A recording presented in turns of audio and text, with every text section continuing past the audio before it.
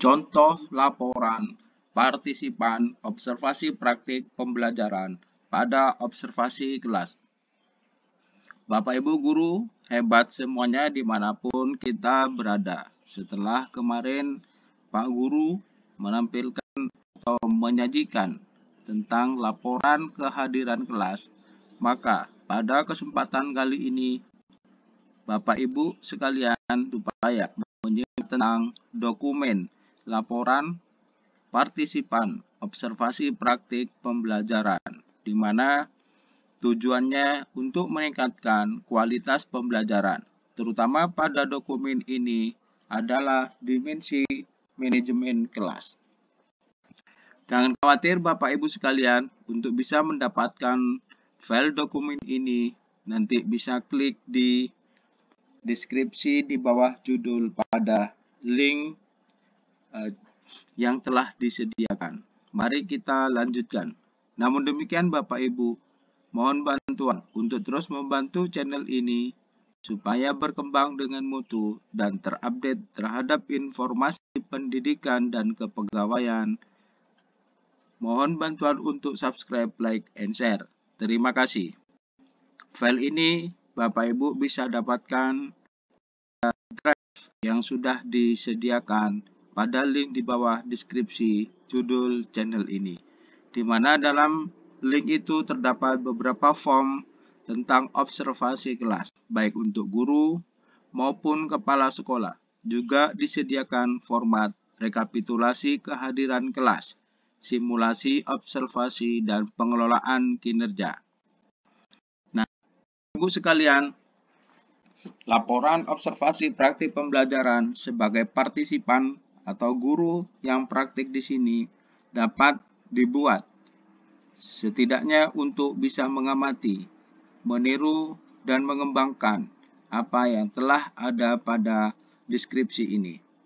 Sekali lagi, laporan ini bukan satu-satunya yang baku, tetapi Bapak Ibu bisa mendapatkan inspirasi dari bentuk dan model laporan kegiatan partisipan observasi praktik pembelajaran ini. Padahal Bapak Ibu tetap menuliskan laporan serta konteks kegiatan, yaitu observasi praktik pembelajaran dalam meningkatkan kualitas pembelajaran pada dimensi manajemen kelas. Nah, kemudian Bapak Ibu di sini disebutkan tentang indikator keteraturan suasana kelas, kemudian target capaian kinerja, membangun suasana kelas yang kondusif untuk proses belajar mengajar dengan minimal gangguan yang mengalihkan perhatian peserta didik dari aktivitas belajar. Tentu saja dalam indikator ini nanti setiap guru berbeda sesuai dengan indikator atau dimensi yang dipilih. Oleh karena itu, Bapak Ibu jangan khawatir untuk bisa meniru ataupun memodifikasi contoh model laporan kegiatan partisipan ini. Kemudian pada selanjutnya adalah guru sasaran. Kemudian mata pelajaran yang diampu. Kemudian kelas sasaran dan jumlah siswa serta observer. Nah, di sini terdapat tahapan-tahapan perencanaan. Dimulai dari identifikasi masalah. Misalnya, belum optimalnya pembelajaran berdiferensiasi dalam membangun kelas atau suasana kelas yang kondusif. Kemudian ada penyelesaian masalah. Misalnya, menyusun rencana pembelajaran berdiferensiasi dan rencana asesmen pembelajaran yang dapat membangun suasana kelas yang kondusif. Melaksanakan pembelajaran sesuai dengan rencana pembelajaran dan rencana asesmen yang telah disusun. Kemudian melakukan refleksi dan tindak lanjut dari hasil umpan balik dari siswa, observer, dan kepala sekolah. Barulah pada tahap pelaksanaan. Kegiatan pelaksanaan pembelajaran di jenjang mana, semester, kelas, mata pelajaran, materi, waktu, hari, dan tanggal. Nah, pada kegiatan observasi, pembelajaran dilakukan melalui lembar pengamatan oleh kepala sekolah dan rekan sejawat. Kemudian pemberian umpan balik dari siswa. Kemudian tahap refleksi dan tindak lanjut. Melakukan diskusi dan evaluasi dari hasil observasi dan umpan balik.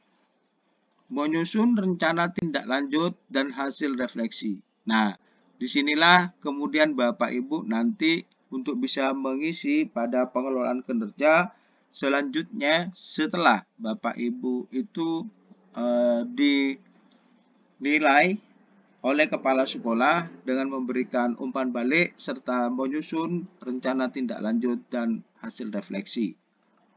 Pada model laporan kegiatan partisipan observasi praktik pembelajaran ini disertakan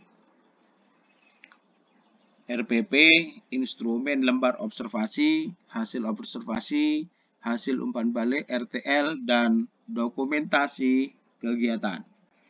Nah, kemudian yang kedua Bapak Ibu, ini terdapat indikator penerapan disiplin positif. Target capaian kinerja, kemudian penerapan prinsip disiplin positif untuk mengelola perilaku dan kebiasaan kelas yang disepakati bersama. Sama terdiri dari identitas guru, guru sasaran, mata pelajaran, jumlah siswa. Kemudian juga terdapat tahap perencanaan. Misalnya identifikasi masalahnya, belum optimalnya pembelajaran berdifferensiasi penerapan prinsip disiplin positif. Jadi mengacu kepada dimensi atau indikator yang dipilih ya. Kemudian penyelesaian masalah, menyusun rencana, melaksanakan pembelajaran, kemudian melakukan refleksi. Jadi strukturnya sama Bapak Ibu. Kemudian tahap pelaksanaan. Mulai tempat, semester, mata pelajaran, materi, dan seterusnya. Kemudian kegiatan observasi. Observasi pembelajaran melalui pengamatan oleh observer, pemberian umpan balik. Barulah tahap ketiga, yaitu tahap refleksi dan tindak lanjut. Melakukan diskusi dan evaluasi, menyusun rencana tindak lanjut. Nah, struktur ini sama. Tadi sudah ada dua indikator, yaitu keteraturan kelas dan disiplin positif.